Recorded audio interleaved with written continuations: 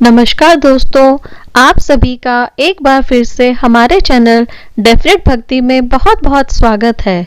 आज हम सुनेंगे देवशयनी एकादशी व्रत की कथा।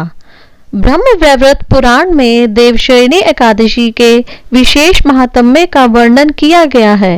इस व्रत से प्राणी की समस्त मनोकामनाएं पूर्ण होती हैं। आषाढ़ मास के शुक्ल पक्ष की एकादशी को ही देवशयनी एकादशी कहा जाता है। इसी एकादशी से चातुर्मास का आरंभ माना जाता है।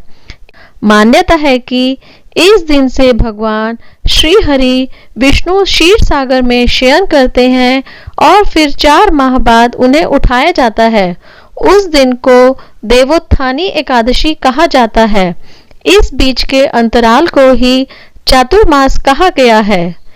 आइए सुनते हैं देवशयनी एकादशी की व्रत कथा। धर्मराज युधिष्ठिर ने कहा, हे केशव, आषाढ़ शुक्ल एकादशी का क्या नाम है? इस व्रत के करने की विधि क्या है और किस देवता का पूजन किया जाता है? श्री कृष्ण कहने लगे कि हे युधिष्ठिर, जिस कथा को ब्रह्मा जी ने नारद जी से कहा था वही मैं तुमसे कहता हूँ। एक समय में नारद जी ने ब्रह्मा जी से यही प्रश्न किया था।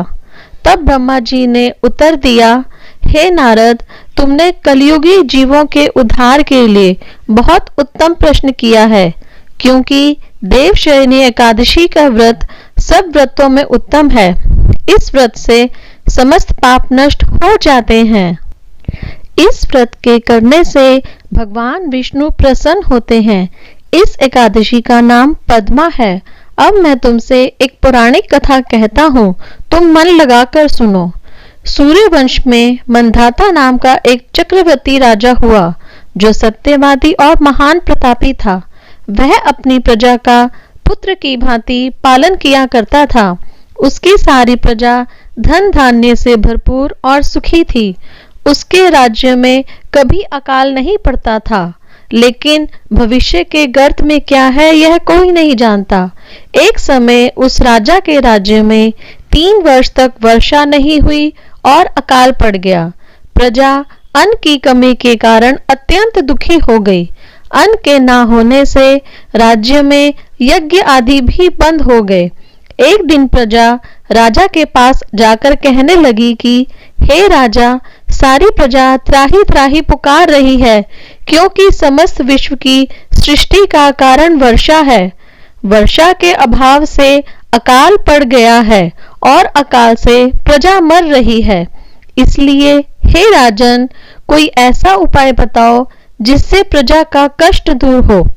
राजा मंधाता कहने लगे कि आप लोग ठीक कह रहे हैं।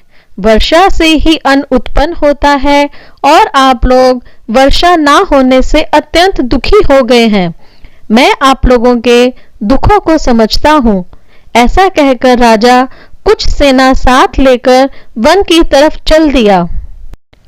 वह अनेक ऋषियों के आश्रम में भ्रमण करता हुआ अंत में ब्रह्मा जी के पुत्र अंगिरा ऋषि के आश्रम में पहुंचा। वहां राजा ने घोड़े से उतरकर अंगिरा ऋषि को प्रणाम किया। मुनि ने राजा को आशीर्वाद देकर कुशल क्षेम के पश्चात उनसे आश्रम में आने का कारण पूछा। राजा ने हाथ जोड़कर विनीत भाव से कहा कि हे भगवान, सब प्रकार से धर्म पालन करने पर भी मेरे राज्य में अकाल पड़ गया है। इससे प्रजा अत्यंत दुखी है। राजा के पापों के प्रभाव से ही प्रजा को कष्ट होता है, ऐसा शास्त्रों में कहा है।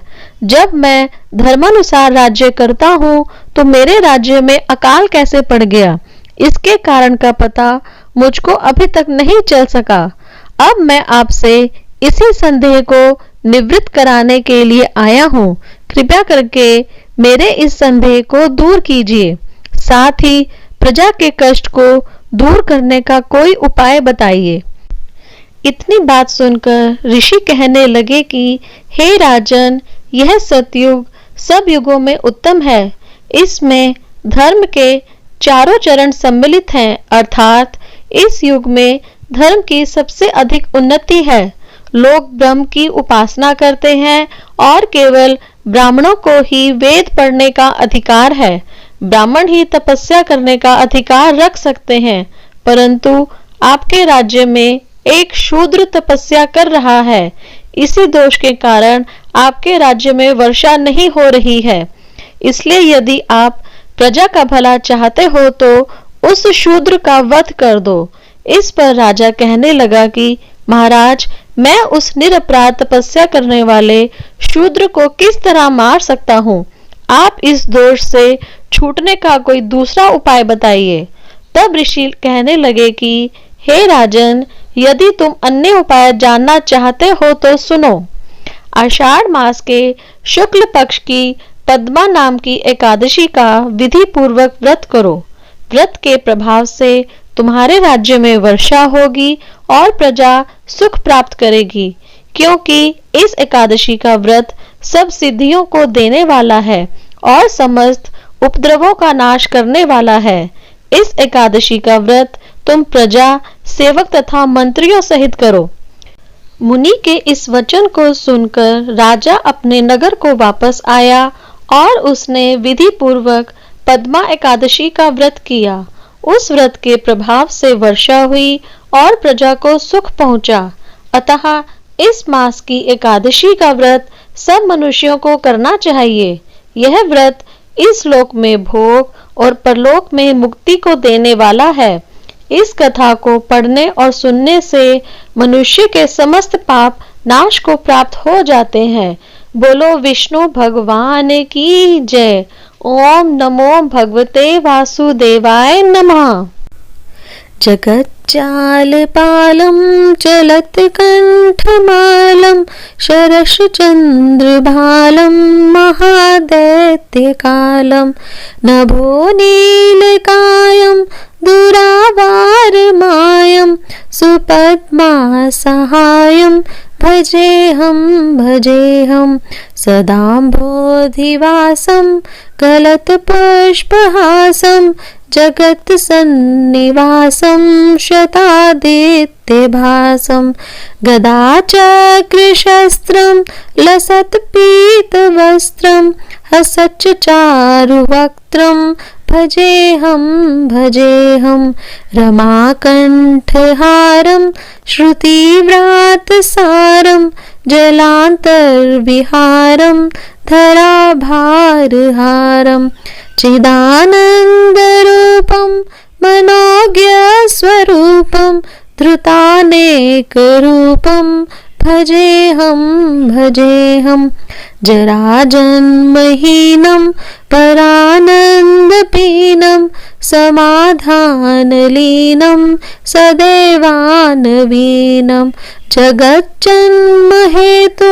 सुरानीककेतुं त्रिलोकैकसेतुं भजेऽहं कृताम्नायगानं खगाधीशयानं विमुक्तेर्निदानं हरारातिमानं स्वभक्तानुकूलं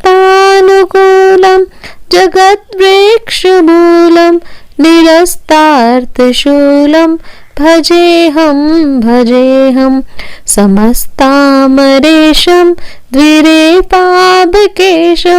जगद्विम्बलेशं हृदाकाशदेशं सदा देव्यदेहं विमुक्ताखिलेहं सुवैकुण्ठगेहं भजेऽहं सुरालीबलिष्ठं त्रिलोकीवरिष्ठं गरुणां गरिष्ठं स्वरूपैकनिष्ठं सदा युद्धधीरं महावीरवीरं महाम्भोधितीरं भजेऽहं रमावामभागं तलानग्रनागं कृताधीनयागं गतारागरागं मुनीन्द्रसुगीतं सुरः सम्परीतं गुणोधैरतीतं भजेऽहं